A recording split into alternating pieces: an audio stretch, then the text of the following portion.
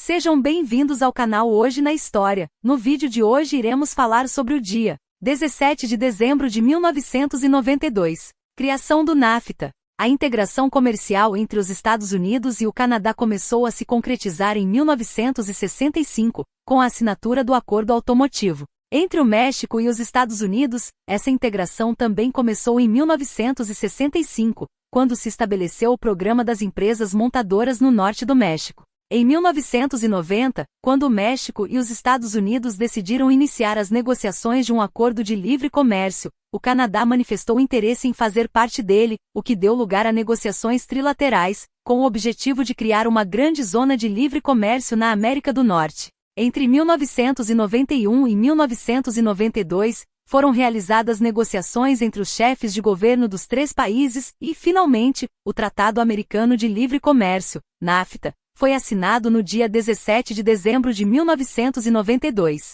No ano seguinte, foi aprovado pelas câmaras legislativas do Canadá, do México e dos Estados Unidos. Trata-se de um tratado comercial assinado entre os três países com o fim de formar um bloco econômico e estabelecer uma zona de livre comércio entre essas nações. O NAFTA é sigla de North American Free Trade Agreement, em inglês, começou a ter vigência no dia 1º de janeiro de 1994. Apesar de ter sido assinado em dezembro de 1992 pelos presidentes do México e dos Estados Unidos, Carlos Salinas de Gortari e George H. Bush, e pelo primeiro-ministro do Canadá, Brian Mulroney, o NAFTA busca a eliminação de obstáculos alfandegários e fronteiriços para poder comercializar livremente na zona do acordo. Partindo da doutrina do livre comércio, promove a concorrência, a proteção dos direitos intelectuais e a criação de mecanismos que permitam a aplicação do tratado em cada país. Em princípio, foi assinado sob os termos de administração conjunta. No entanto, ao acrescentar emendas ou ampliar o seu raio de ação a toda a América Latina, por meio da ALCA, Área de Livre Comércio das Américas, foi decidida a instituição de uma presidência compartilhada.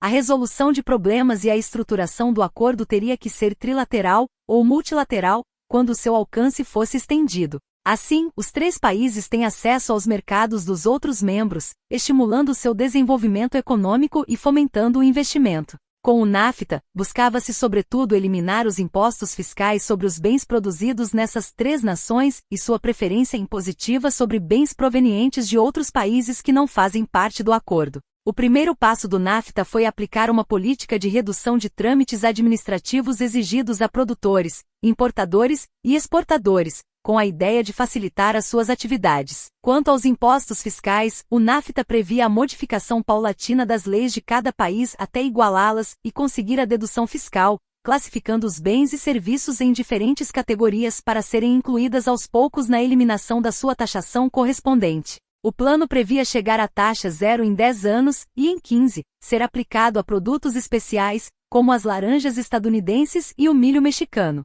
O NAFTA consta de um preâmbulo e 22 capítulos agrupados em 8 seções. Na segunda parte do acordo trata-se do comércio de bens automotores, têxteis, energéticos, agrícolas, petroquímicos, assim como dos procedimentos alfandegários. A terceira, quarta e quinta parte se ocupam, respectivamente, das barreiras técnicas ao comércio, das compras ao setor público e do investimento e comércio de serviços. A sexta parte versa sobre a propriedade intelectual, e na sétima e última figuram os instrumentos para a resolução de controvérsias. Se gostou do vídeo, dá uma força se inscrevendo no canal, curta, comente e compartilhe. Para receber novos vídeos, até o próximo.